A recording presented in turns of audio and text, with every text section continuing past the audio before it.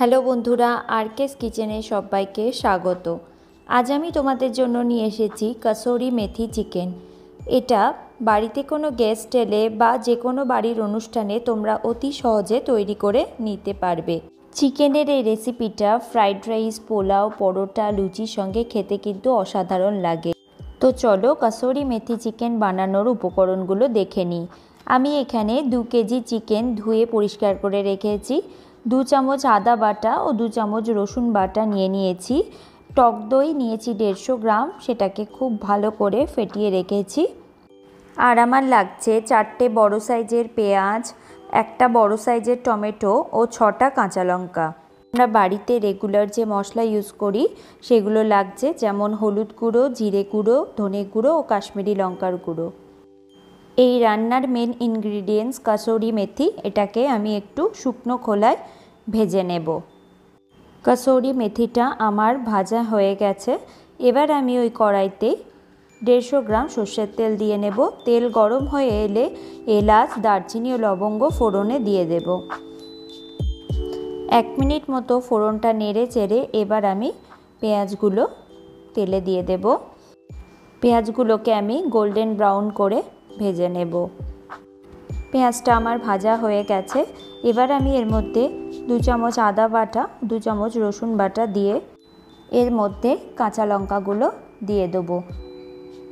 ঝালটা তোমরা তোমাদের টেস্ট অনুযায়ী দেবে, যেরকম ঝাল খাও সেই অনুযায়ী লঙ্কা এখানে ব্যবহার করো। এরপর এর মধ্যে 1 চামচ জিরে গুঁড়ো, 1 চামচ হলুদ গুঁড়ো ও 1 চামচ ধনে গুঁড়ো দিয়ে কালারের জন্য কাশ্মীরি লঙ্কার গুঁড়ো দিয়ে দিয়েছি। এবার এটাকে খুব ভালো করে তেলে নেড়ে চেড়ে নেব।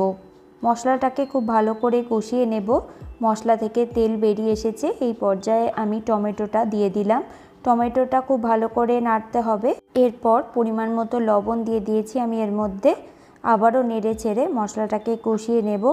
দেখুন 5 মিনিট পর মশলা থেকে আমার তেল বেরিয়ে এসেছে। এর মধ্যে একটু টেস্টের জন্য চিনি দিয়ে দিয়েছি। এরপর এর মধ্যে আমি কিছুটা পরিমাণ টক দই দিয়ে দেব। 150 গ্রাম টক দই যেটা নিয়েছিলাম সেটা 2 বার ব্যবহার করব আমি। এই পর্যায়ে কিছুটা ব্যবহার করলাম। খুব ভালো করে এটা নেড়ে চেড়ে নেব। এবার মশলাটা কষিয়ে নিয়ে এর মধ্যে কাসোরি মেথি দিয়ে দেব। মশলা থেকে খুব ভালো গন্ধ বেরোতে শুরু করেছে। এবার আমি এর মধ্যে চিকেনটা দিয়ে গ্যাসের ফ্লেমটাকে লো করে কষাতে থাকব। চিকেনটাকে খুব ভালো করে আমি কষিয়ে নেব। আপনারা যখনই বাড়িতে চিকেন রান্না করবেন চেষ্টা করবেন যে জল যতটা কম ইউজ করা যায়। আবারও আমি বাকি টক দইটা দিয়ে দিলাম। দিয়ে আবারও ভালো করে চিকেনটা কষিয়ে নেব। আমি এখনও পর্যন্ত কিন্তু কোনো রকম জল ইউজ করিনি। এবার আমি সামান্য জল এর মধ্যে দিয়ে দেব। জল দেওয়ার পর 10 মিনিট মতো চিকেনটাকে এইভাবে নাড়াচাড়া করে হতে দেব। চিকেনে এবার আমি কাসোরি মেথি যেটা আগে থেকে ভেজে রেখেছিলাম সেটা দিয়ে দেব। আমি এখানে প্রায় 2 চামচ মতো কাসোরি মেথি ব্যবহার করেছি। এবার আরেকটু জল দিয়ে আমি প্রায় 5 মিনিট মতো চিকেনটাকে হতে দেব। চিকেনটা আমার ফুটতে শুরু করেছে এবং চিকেনটা সিদ্ধ হয়ে গেছে। খুব সুন্দর একটা গন্ধ বেরিয়েছে। রান্নাঘরটা মম করছে যেন।